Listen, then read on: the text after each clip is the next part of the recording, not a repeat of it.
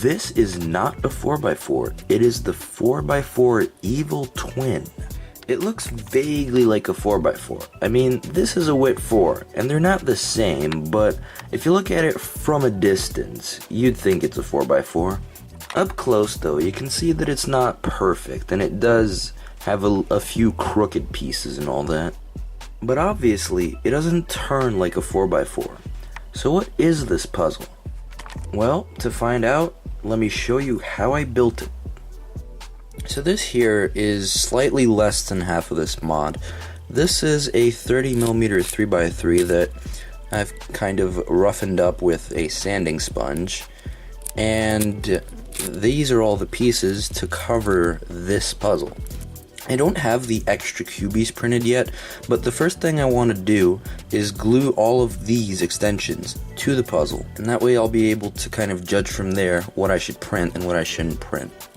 So let's get to it.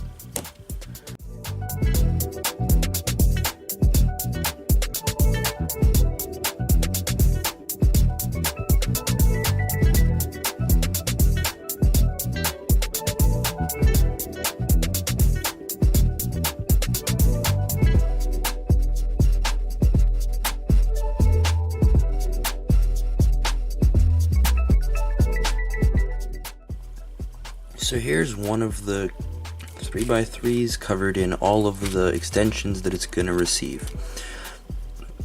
You can see that the three faces that will still be able to turn are the ones that are completely covered by extensions. So it's this face, and this face. And then in the final puzzle, this 2x2 block will be bandaged together and unable to turn, because that's how a fused 3x3 works, and the evil twin 4x4 is just a mod of a fused 3x3. For now I haven't bandaged that section yet, but in the final product it will be. So right now I'll get on printing the rest of the extensions for the other 3x3, and then I'll put them on and finish building the puzzle. I finished putting the extensions onto both 3x3s. You can see that I made a little mistake. On this one, I printed a piece that had one of these inserts, but I didn't need it, so I clipped it off. And it goes the same on this one here. Reason being is when these go together, the piece that will go here and the piece that will go here will actually be both connected to this 3x3. So in this particular case, this nub would have been in the way. So, but that shouldn't really affect you, because in the Thingiverse page I have the correct amount of everything. So you can see here that the puzzles are all still functional.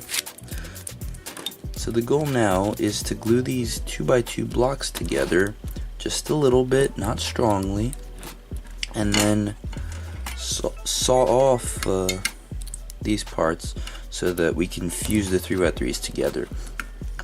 I'm not 100% sure of where exactly I'm going to cut, but for now I'll try roughly halfway along the length of this edge. So first let's glue it. And I'm not gonna put a lot of glue on it because I don't want the glue to seep deep into the puzzle and kind of mess with the inner mechanism. I just want so that these pieces don't really move when I try sawing them. The super glue has now dried, so I'm gonna start cutting off these sections.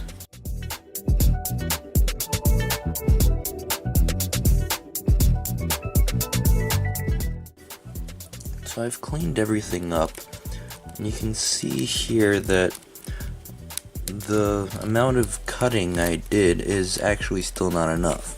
But I'm not going to do any more sawing. From now on, the goal is to make these cubies press onto these protrusions in all three dimensions on both puzzles.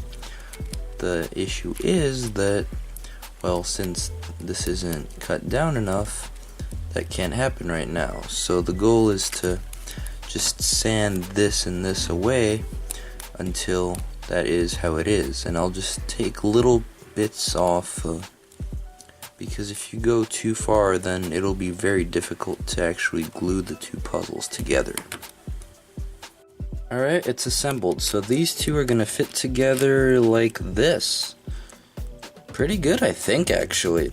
So, let's talk about the gluing process. As you can see, this and this aren't the same, which means that the gluing process is gonna be a little sketchy. But honestly, I'll just put super glue on both of these and then kind of hope for the best, because while I could put some epoxy sculpt in there, that would just overcomplicate this already extremely complicated mod, and I don't think that overcomplicating it further would help matters.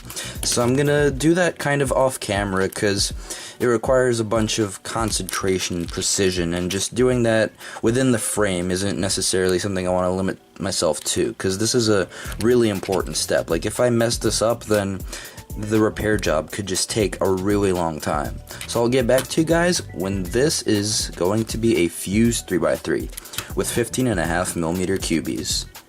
So unfortunately, it appears there isn't enough surface area on these cut off edges for this actually to stick together with super glue.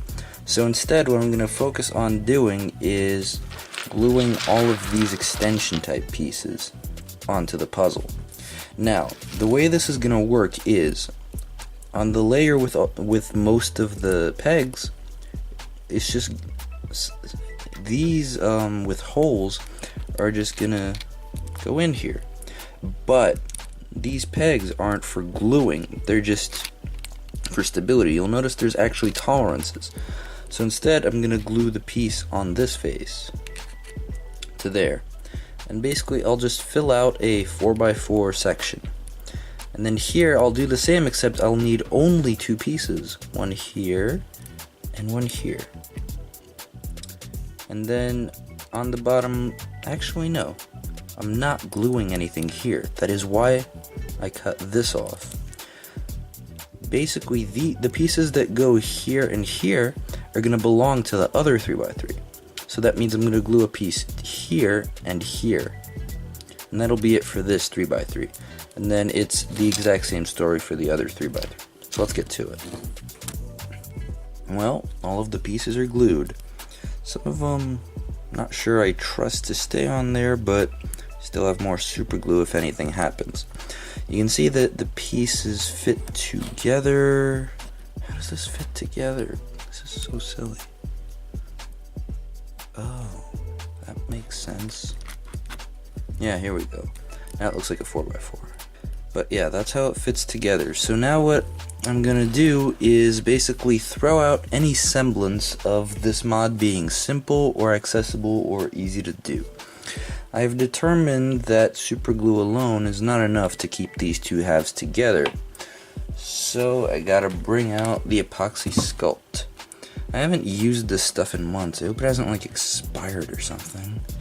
But yeah, so I'm just gonna stuff it into all of these crevices and then put the two halves together, and then I'll leave it overnight and hopefully it sticks. And again, I'm not gonna record the process because it's kind of intricate. I don't wanna have to do it within frame and everything. But I will give you an update either when I finish the entire puzzle or just after I stuff in the epoxy sculpt. Alright, this is absolutely done in terms of being stickered and finished and whatever. Now, there's not that much time till sunset, and I do want to record the demo of this today, so let's get outside. And here's what the final product looks like. I actually don't think it's that bad. Like, up close, yeah, you can see a couple of crooked pieces, but from a distance, you'd think it's a 4x4. Was it worth the work? A little bit. I'll explain why I persisted with this project. It's the simple reason that this is a 62mm 4x4 lookalike with 15.5mm cubies. There are no 3x3s on the market with 15.5mm cubies. But was it worth the work? No. I am definitely going to be revisiting this project at a later date. But for now, I actually really like this puzzle, so I'm gonna scramble it.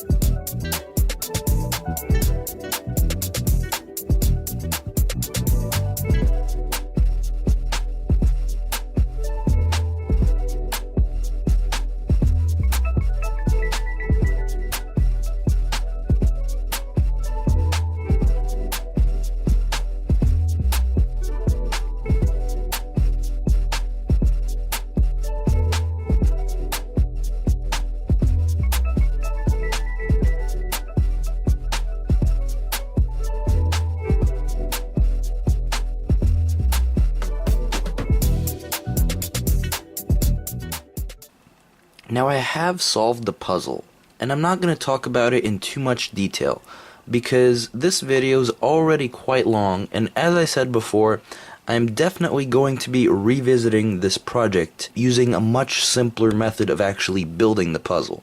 So I'll focus more on the solving strategy in that video, but for now, I will say that it is pretty much just like solving two trihedrons, except with a little bit of external bandaging. However, it's actually not that bad, and it is a very interesting solve.